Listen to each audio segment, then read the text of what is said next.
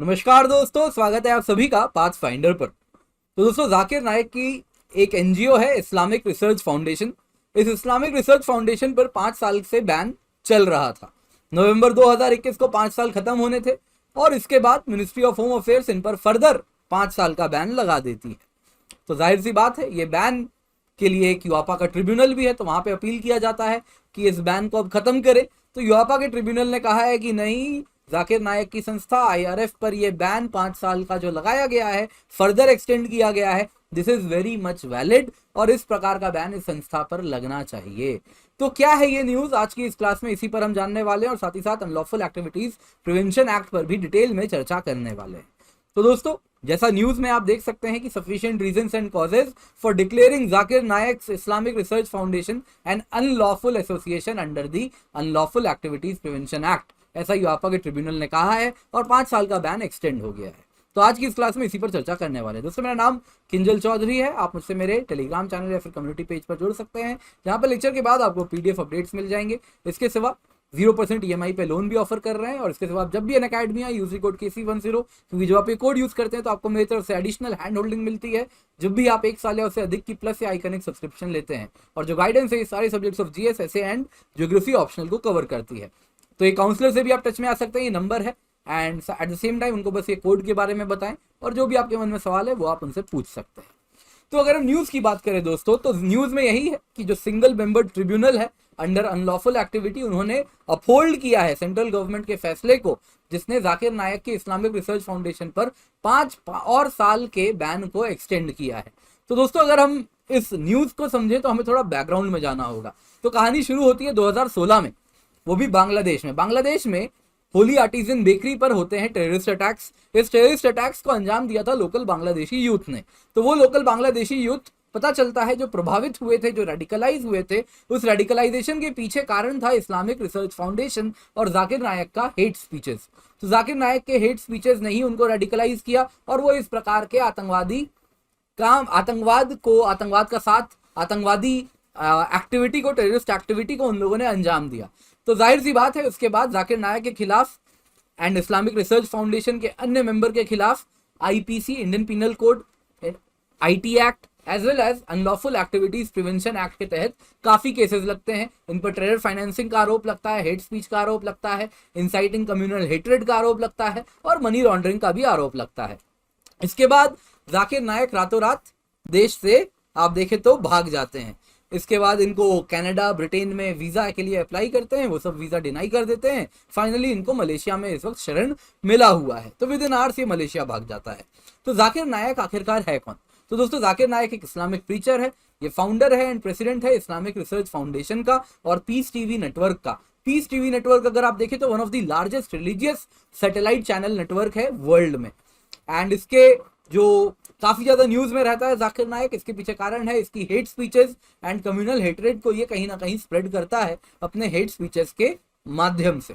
तो 2016 के ढाका ब्लास्ट के बाद, जैसा मैंने आपको बताया, ये बांग्लादेशी इन्वेस्टिगेटर्स पाते हैं कि उन लोगों की जो ब्रेन वॉशिंग हुई थी, जो रेडिकलाइजेशन हुई थी, इसके पीछे जाकिर नायक ही जिम्मेदार था। तो दोस्तों, इसको यूआपा के तहत, इसके यूआपा के अंतर्गत इस्लामिक रिसर्च फाउंडेशन को अगर आप देखें, जैसा मैंने न्यूज में बताया, अनलॉफुल कहा है और यूआपा के तहत Islamic research foundation is declared as an unlawful association. तो बहुत जरूरी है यहाँ पे हम यूआपा के बारे में सब कुछ जान जाएं। तो अगर हम की प्रोविजंस की बात करें तो उससे पहले जान लीजिए, यूआपा कोई आज का एक्ट नहीं है, 1967 में बनाया गया था और इसका पर्पस है कि कुछ अनलॉफुल एक्टिविटीज हैं, फिर वो इंडिविजुअल्स के द्वारा हो, एसोसिएशन के द्वारा हो, यदि वो टेररिस्ट एक्टिविटी को अंजाम दे रहे हैं तो उनको कैसे कर्टेल किया जाए। तो काफी हार्श प्रोविजंस हैं इसको कई बार अमेंड भी किया गया है। लास्ट अमेंडमेंट इसको 2019 में किया गया था एंड कई पार्ट्स ऑफ टेररिज्म को ये कवर करता है, कई फैसेट्स ऑफ टेररिज्म को ये कवर करता है। तो सबसे पहले तो यूआपा के अंदर सिर्फ इंडियन नेशनल नहीं, फॉरेन नेशनल को भी चार्ज किया जा सकता है। एंड यदि कोई ऑफेंस भारत के बाहर हो, जैसे इस केस में बांग्लादेश में हुआ था, ढाका में बेकरी में अटैक्स हुए थे, तो भी इस यूआपा को किसी भी व्यक्ति पर लगाया जा सकता है। यूआपा के अंतर्गत स्पेशल कोर्ट्स होते हैं जो कि ट्रायल्स कंडक्ट करते हैं। इन्वेस्टिगेशन को 90 डेज में कंप्लीट किया जाना है एंड इफ नॉट तो एक्यूज्ड को एलिजिबल है डिफॉल्ट बेल के लिए, अदरवाइज बेल भी नहीं मिलती है। तो यूआपा बिल में अगर आप देखें तो कुछ नए चेंजेस भी हुए हैं। तो इससे पहले उस पर हम जाएं, जल्दी से आपको बता दूं यूआपा के अंतर्गत किस संस्था को, किस व्यक्ति को आतंकवादी संगठन या आतंकवादी डिक्लेयर किया जा सकता है, क्या ग्राउंड्स हैं। तो पहला तो ये कारण है कि वो व्यक्ति डायरेक्टली एक्ट ऑफ टेररिज्म में पार्टिसिपेट कर रहे हो, या वो संस्था एक्ट ऑफ टेररिज्म में पार्टिसिपेट करती हो, या फिर वो टेररिज्म के लिए प्रिपेयर करते हो किसी और को, या टेररिज्म को प्रमोट करते हो, या फिर अदरवाइज इन्वॉल्व इन टेररिज्म। तो काफी ब्रॉड है, अदरवाइज इन्वॉल्व इन टेररिज्म तो बहुत ही ब्रॉड रखा गया है।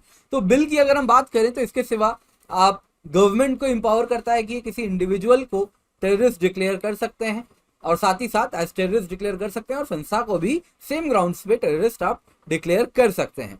इसके सिवा दोस्तों यूआपा में कुछ चेंजेस हुए थे। पहला चेंज क्या हुआ था कि जो इन्वेस्टिगेटिंग ऑफिसर है वो एनआईए के हो सकते हैं, rank of inspector and above.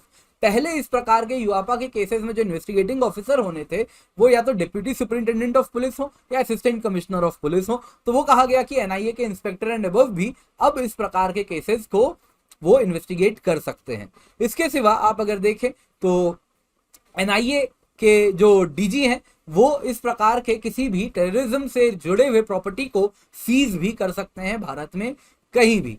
इसके सिवा आप अगर देखें तो साइबर टेररिज्म, ह्यूमन ट्रैफिकिंग को भी एनआईए एक्ट के शेड्यूल में ऐड कर दिया गया है। इसके सिवा फॉरेन सॉइल में भी टेररिज्म हो तो भी एनआईए इस प्रकार के टेररिज्म को प्रोब कर सकती है। ठीक है, तो ये तो दोस्तों एनआईए एक्ट में क्या क्या चेंजेस आए जिसके द्वारा यूआपा में चेंजेस हुए हैं, तो ये भी आपको जानना था और बहुत जरूरी था। अब दोस्तों कुछ सवाल उठता है कि क्या इश्यूज हैं यूआपा के इर्द गिर्द, क्यों क्रिटिसिज्म भी यूआपा को झेलना पड़ता है। काफी एक्टिविस्ट आते हैं, कहते हैं रिपील यूआपा। तो एक है, कहा जाता है बुद्धिजीवी वर्ग के द्वारा कि इसका स्कोप ऑफ मिसयूज होता है। तो टाडा एंड पोटा जैसे मिसयूज हुआ है वैसे यूआपा भी मिसयूज होता है। और अब कन्विक्शन रेट अगर यूआपा का देखेंगे ना तो बहुत कम है। मैं बताऊंगा नहीं क्योंकि आप भूल जाएंगे, तो आप क्या कीजिएगा, गूगल सर्च कीजिए, यूआपा का कन्विक्शन रेट सर्च कीजिए और कमेंट में मुझे बताइए कितना है यूआपा का कन्विक्शन रेट। इस प्रकार का हार्श लॉ है। आप देखें तो बेल भी, बर्डन ऑफ प्रूफ भी एक्यूज्ड पर है। इस प्रकार का लॉ में कन्विक्शन रेट कितना लो है एक बार देखिएगा।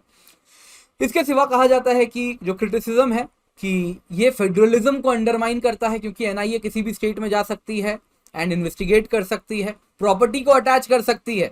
तो ये पावर एनआईए को मिल रहा है जो कि सेंट्रल ऑर्गेनाइजेशन है, तो फेडरलिज्म को कमजोर कर रहा है। इसके सिवा जो रिलीज ऑफ पर्सन है ऑन बेल है वो बहुत ही हार्श रखा गया है, एंड कई बार इसको कहते हैं कि इस प्रकार के harsh conditions are violation of the rights of the individual. तो रिलीज ऑफ पर्सन आसान नहीं होता है, 90 दिन तक तो कम से कम हिरासत में रख ही लेते हैं, एंड 90 दिन के बाद ही जाके यदि कुछ चार्जशीट ना हुआ तो उसके बाद ही आप अगर देखेंगे तो बेल भी मिलती है। तो ये भी कुछ कारण है, इन्वेस्टिगेशन को 90 दिन में कंप्लीट करना है, अदरवाइज एलिजिबल है एक्यूज्ड बेल के लिए। तो अदरवाइज बेल मिलना बहुत मुश्किल है इसमें। इसके सिवा दोस्तों बर्डन ऑफ प्रूफ, तो कोई भी क्राइम होती है तो बर्डन ऑफ प्रूफ गवर्नमेंट पे, गवर्नमेंट एजेंसी पे होती है कि वो प्रूफ करे हाँ उसने चोरी की, उसने डकैती की। लेकिन यूआपा के केस में एक्यूज्ड के ऊपर है, एक्यूज्ड को प्रूव करना है कि मैंने गलत नहीं किया। तो ये भी एक बर्डन ऑफ प्रूफ है जिस वजह से इसको अक्सर क्रिटिसाइज किया जाता है। तो दोस्तों जो भी है यूआपा सही है या गलत आप मुझे कमेंट सेक्शन में बताइए। मेरी माने तो मेरे हिसाब से इस प्रकार के लॉ डेफिनेटली मिसयूज हो सकते हैं, तो मिसयूज ना हो इसके लिए ट्रिब्यूनल्स भी हैं, इसके ऊपर कोर्ट्स भी हैं, तो उनका दरवाजा खटखटाना चाहिए इनकेस अगर मिसयूज हो रहा है। पर जाहिर सी बात है भारत में आतंकवादी संगठन काफी ज्यादा हमेशा से एक्टिव रहे हैं, तो इस प्रकार के हार्श लॉ की जरूरत भी होती है। और सिर्फ इंडिया ही नहीं, वेस्टर्न वर्ल्ड में भी आप देखेंगे तो इस प्रकार के एंटी टेररिज्म लॉज एग्जिस्ट करते हैं जो कि so called poster boys of democracy. तो दोस्तों आपको कहना चाहूंगा जल्दी से एनरोल कीजिए, निकालो प्रीलिम्स 2022 स्पेशल क्लास हम रन कर रहे हैं। इसमें डेली 60 क्वेश्चंस कवर करते हैं। Already June to December 2020 cover हो चुका है, अब 2021 कवर करेंगे। And Sunday to Thursday class होती है 6 PM to 8 PM, तो इसका हिस्सा जरूर बने। प्लस कोर्स बहुत सारे हैं, फिजिकल ज्योग्राफी कवर्ड है, इंडियन ज्योग्राफी कवर्ड है, एनवायरमेंट कवर्ड है, तो जल्दी से जाएं, उनमें भी एनरोल करें, यूज द कोड KC10। इसके सिवा अकेडमी में इंडिया के बेस्ट एजुकेटर्स हमारे साथ जुड़े हुए हैं, लास्ट माइल प्रोग्राम भी हम रन कर रहे हैं। तो mock interview first week of April से स्टार्ट होने वाली है, तो जल्दी से जाएं, जाके रजिस्टर करें। 170+ टॉपर्स ने पिछले साल इस इंटरव्यू प्रोग्राम का फायदा उठाया था। इसके सिवा दोस्तों आइकनिक सब्सक्रिप्शन की बात करें तो 1-to-1 लाइव मेंटरशिप है, स्टडी प्लानर है, एक मेंटर आपको असाइन होते हैं जो आपकी हैंड होल्डिंग भी करते हैं। तो जो कीमत है दोस्तों प्लस सब्सक्रिप्शन की आप देख सकते हैं, 1 ईयर की है 46,791 रुपीज और 1 साल की आइकनिक की कीमत है 67,041 rupees. Use the code KC10 code का इस्तेमाल करें और इसका फायदा उठाएं। एंड 10% ऑफ के साथ साथ मेरी मेंटरशिप भी आपको मिलेगी, हैंड होल्डिंग भी मिलेगी। 1 साल की ऑप्शनली कीमत है 24,750 रुपए। ये जनरल प्राइसेस है दोस्तों, लेकिन इस वक्त स्पेशल ऑफर भी तो चल रहा है, याद है ना, 20% ऑफ आपको हम दे रहे हैं। तो आप देख सकते हैं जैसा यहाँ पे दोस्तों जो हमारी कीमतें हैं इस वक्त स्पेशल ऑफर में आप देख सकते हैं काफ़ी कम हमने कर दिया है। 49,965 रुपीज़ में आपको GS एंड ऑप्शनल दोनों मिल रहा है और 3 मंथ की एक्सटेंशन भी मिल रही है। तो जल्दी से जाएं, use the code KC10 and Unacademy subscription लें, मेरी मेंटरशिप एडिशनल आपको मिलती है। UPSC CSE बैचेस भी हैं, March 30 से स्टार्ट हो रहे हैं, तो वक्त ना गवाएं, जल्दी से इसका हिस्सा बने। And IAS dream with Unacademy बहुत आसान हो सकती है अगर आप अन अकेडमी के साथ जुड़ें। तो अन अकेडमी स्टोर आप देख सकते हैं ओपन हो चुका है दिल्ली में, तो इसका भी फायदा जरूर उठाएं। Thank you so much for joining, have a great day and जब भी ज्वाइन करें use the code KC10। Let's crack it.